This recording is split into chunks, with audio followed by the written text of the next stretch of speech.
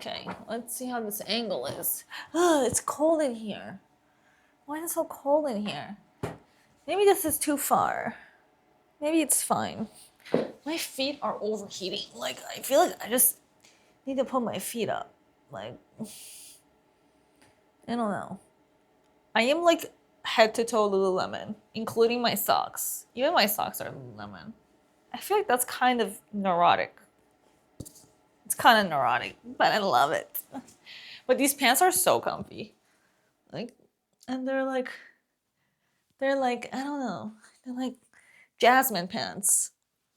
This is what I call jasmine pants. Okay. Listen, I think I owe Miss Lauren an apology because literally yesterday, what did I say? You can go watch my video from yesterday. I said that I'm gonna finish book 2 and I'll see if I'm gonna read book 3. I probably won't. And I was wrong. Boy, I was wrong. I was so freaking wrong. Book 2 was amazing. The Night Prince, holy fuck. Listen, this literally blew me out of the water. It was probably it's in my top books of the year. I was very surprised. I was very, very surprised. I didn't know she was that good. I mean, I don't think she's that famous. I mean, she's like Sarah J. Maas good. Like, very good. Look at this shit. I like this cover too. I do. I think it's a nice cover. But yeah, The Night Prince. I was so mistaken. This was incredible. It's really sad because I went from telling you that I don't know if I'm gonna read book 3 to like, I literally can't fucking wait till book 3. And I'm pretty sure book 3 comes out in October of next year. Let's look it up. The Night Prince. Okay. Oh, it's called The Wolf Queen. Oh, okay. It's called The Wolf Queen. There's no image of it. There's no book cover yet, but it comes out May 18, 2027. So next May. And it's the last book. So it's actually apparently a trilogy. I am so excited for book 3 because I think book 3 is gonna be the love story. And here's the thing. If you want to read this, I think you should, and I think you should pause this video because this is gonna be spoiler city. Like, I just want to talk about this. Like, there's so much in here that I just, so maybe just read it and then save this video and come back and then we can like chat in the comments. But like, yeah. Okay, spoiler. I can't wait for book 3 for her story with Blake because, I mean, Blake definitely grew on me. And let me just say, it's always the blondes. Like, it's always the blondes that they get rid of. It's so funny. And it's always like they always end up with the dark hair dudes, like the shadow daddy. Like, I swear, this is real. Same thing. It was the same thing in freaking Sarah J. Maas's book. It was the same thing in Lightlark. I feel like she ended up choosing the freaking dude with the grim, the dude with the dark hair. Like, what does that say about us? We like bad boys. That's what Gino said. He goes, good girls like bad boys. I'm like, that's so true. Like, because good guys are just pussies. Like, I'm sorry. I don't want a pussy. I'm all set. But yeah, it was fuck. I'm having a hard time getting over it. By the way, did you notice? I read the entire book 2 in a day. Yesterday, I know it's good. When I start to snap at Gino when he tries to talk to me. And yesterday, I was at like 80%, and it was already like 5 o'clock, and he was trying to say like, "Hey, we should have dinner or whatever." I'm like, "I'm not hungry. I'm not eating. I don't want dinner. That's what happens when it's good. I start to refuse food and I'm like, I just don't want to be involved with anything. I just want to be completely left alone. And that's exactly what I was doing yesterday because I just wanted to finish it. And the ending of book 2 is so good. I mean, here's the thing. Obviously, I feel like there's some things in this that are kind of obvious in this storyline. Like, obviously, we knew she's gonna be the moon goddess or whatever. No, she's like the heart of the moon, right? Like, we obviously knew that was gonna happen. We obviously know she's a wolf. Like, we know these things, and you kind of know that Blake is her mate. Like, you kind of have a feeling that that's what they're hinting at, that Blake is her mate. But it's just so, the story was so well done and the reveals are well done that you're like, oh, okay, this is cool. Like the way she found out when she was in Blake's room and she was like reading that thing. And then like, I don't know, it was just, it's such a good like reveal that it doesn't matter that you know. And then also, I want to point this out because I think there's a more to it than just Blake being her mate, because in other stories, like when they have like the mate bond and stuff, like they find out after they already love each other. With this one, Blake already knew. She didn't know, but Blake already knew, and she already loved Callum. She really did. Like, she really actually did. But I feel like Callum, and this is why he wasn't her mate in the first place, he could have been. Because at the end of it, you realize that she has the power to break the mate bond and create another one. Like, she actually has the power to break that. She could have chosen, but he didn't choose her. And this is why he doesn't get to have her, because he was a fucking pussy. Okay? He's a fucking pussy, so he doesn't deserve her. Fuck that shit. I really hate, it's like, I liked that Lauren like wrote this in a way that like it was realistic. I think it's a really good realistic situation, and I like the way he handled it in a way that like they broke up, and it wasn't like he wasn't like really angry or like shitty. He was just kind of sad about it. But also the fact that he was able to let her go, I'm like, deal breaker. Because even if she doesn't love Blake right now, because she doesn't, like, she isn't in love with Blake right now. She was in love with Callum. But even if she isn't, to me, it's like, now I can't see her going back to Callum because Callum, like, just let her go. So, anyway, this book is going really well. And I definitely feel like she kicked up the fantasy part, which was really nice to see, because I think the fantasy part was getting a little bit dull because it was just too simple.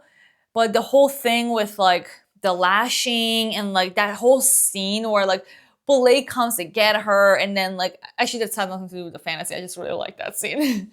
He comes to get her, and then she transforms, and then like you have all the wolves. I love that like James was included in that scene. I love that Claire was included in that scene.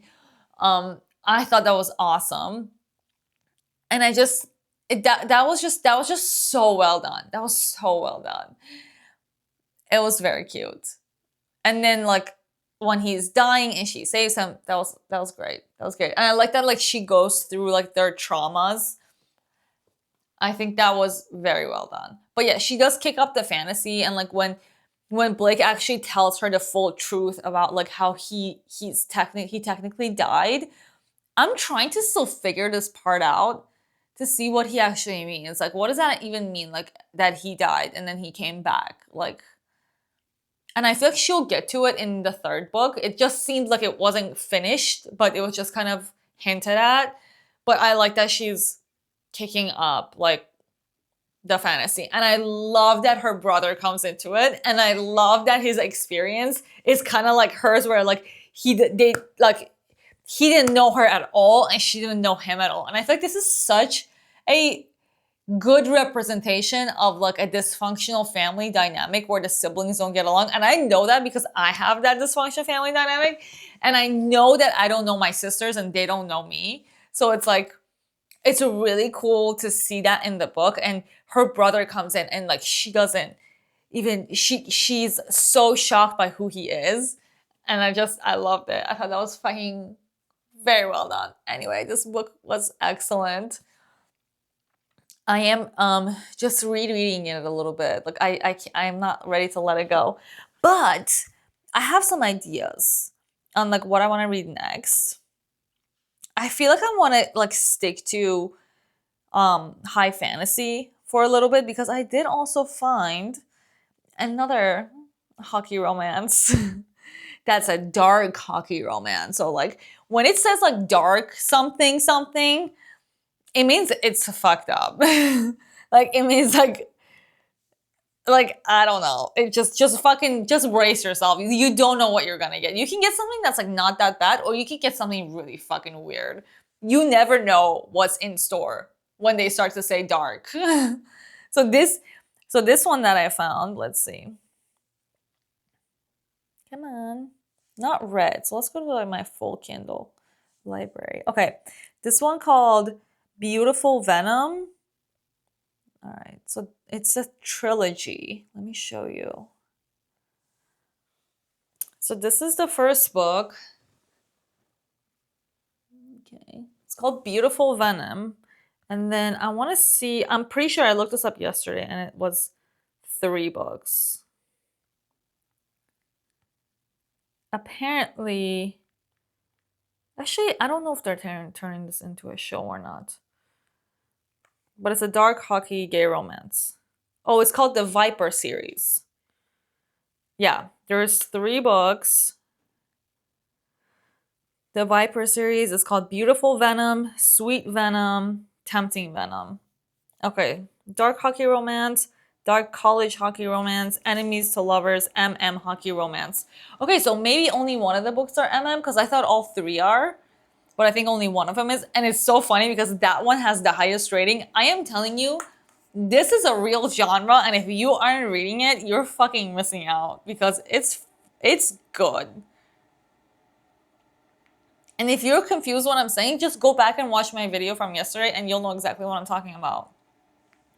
So anyway, yeah, I found that one, but I feel like I don't want to get back into like hockey drama. I think I want to stick to high fantasy, and there is a book that I wanted to start. I'm just a little bit intimidated by it because it's really big. It's one of those huge ones. And it's not romance, but it's fantasy, and it's supposed to be really good. I'm just a little bit like, yeah, like I guess intimidated, and I'm like, what if I like start to want like romance? However, like I've read books that are not romance, but they're fantasy, and they can be very, very, very good to where like you don't notice it. But the one I'm talking about is called The Will of the Many. This is the Hierarchy series. This is called The Will of the Many. And the author is a male, which is like, I have not read any novels by dudes. This will be the first one. But yeah, this is book 1, and I think there's one more book, and they're freaking huge. But I've heard so many good things about it. I started to read the sample and it was incredibly engaging, but I don't know. There's also One Dark Window that's on my list. There is Shield of Sparrows, the Shatter Me series. Oh, there's just so many. Hunting of Adeline. I don't think I'm ready for that. Once Upon a Broken Heart. I've heard so much about this. Apparently it doesn't have like smut, but it's still a love story, and apparently it's very, very good. And then there's Direbound that everybody's talking about, and it's like, I don't like reading hypey books. I want to make my own decisions. So I don't know. There's also what is this one? Night and the Moth, and I've heard this one's really good. It's intriguing. It's definitely intriguing.